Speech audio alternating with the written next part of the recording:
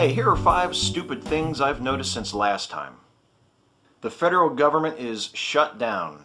I kind of feel like I should be sitting in front of a blue background for this one instead of a red one, because even though this is the bi-weekly current events version of 5 stupid things, all 5 of these are going to be about the government shutdown. Yes, as of October 1st and continuing until Republicans and Democrats in Congress reach some agreement to end it, the United States federal government is shut down. Workers have been furloughed, entire agencies are essentially non-operational, but members of Congress are still being paid. Whew.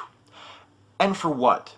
Because a group of Republican legislators decided they would rather shut down the federal government than vote for a continuing budget resolution which funds the Affordable Care Act, also known as Obamacare, a bill that was passed in 2010, signed into law by a president who was subsequently re-elected to office and affirmed as constitutional by a right-leaning Supreme Court. Sounds like solid motivation to me. It's no wonder the people responsible are pleased with themselves. The major disadvantage Democrats in Congress and President Obama face in trying to resolve this disagreement is that the Republicans responsible for the shutdown are getting exactly what they want. For now, they have no reason to end this stalemate because they don't see it as a stalemate. They see it as a victory. The government governs best, which governs least, which means that the government right now is about as great as it's ever been. Still, the longer this goes on, the higher the political price the Republican Party will likely pay, especially with midterm elections now just over a year away, which is why, despite the obvious pride that they feel in their self-destructive act of government sabotage, the people responsible are passing the buck. Yes, it's not really the Republicans who intentionally forced the government to shut down to avoid funding the Affordable Care Act and said they were doing so all along who are responsible for the shutdown. It's actually the Democrats, it's Harry Reid, it's President Obama. They're the ones who are really to blame. You know, it's like when the bully in kindergarten breaks all the toys in the classroom so nobody has anything to play with during recess. It's actually the fault of the teacher who forced him to wash his hands after lunch. He said he didn't want to. Accordingly, members of the GOP caucus have begun taking to the floor of the Senate or the House of Representatives or the World War II Memorial in Washington, D.C. to rail against the damage being caused by this government shutdown. Of course, they seem mostly concerned with tourists not being able to visit the aforementioned war memorial and not very concerned with the hardships that threaten millions of Americans as a result of the shutdown. I'm not saying that the shutterings of memorials and monuments and museums and national parks aren't important. I kind of think they are.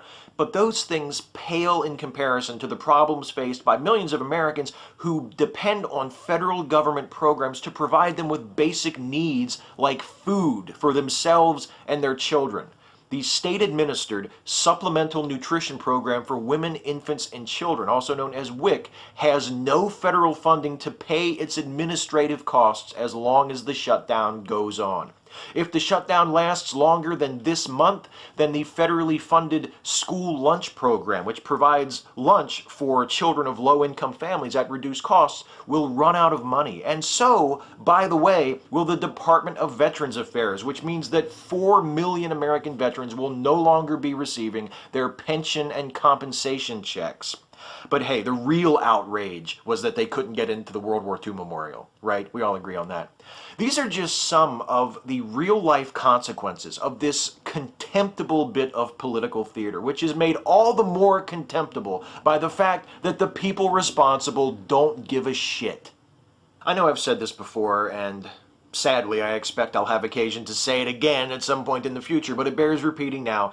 There are people in this country represented by a vocal and influential faction within the Republican Party for the most part, call them the Tea Party, call it the Libertarian wing, that do not give a single solitary fuck about the poor.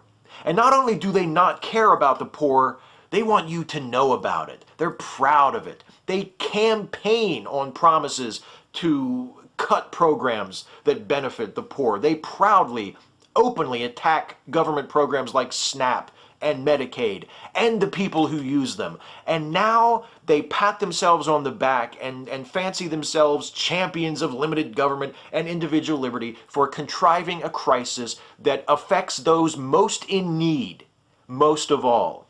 They should be ashamed of themselves, and so should anyone who votes for them. And I sincerely hope that 2 weeks from now, when I do another one of these, this stupid, petulant, manufactured clusterfuck has been resolved, and I have something else to talk about. The hardest part is only picking 5. Catch you next time.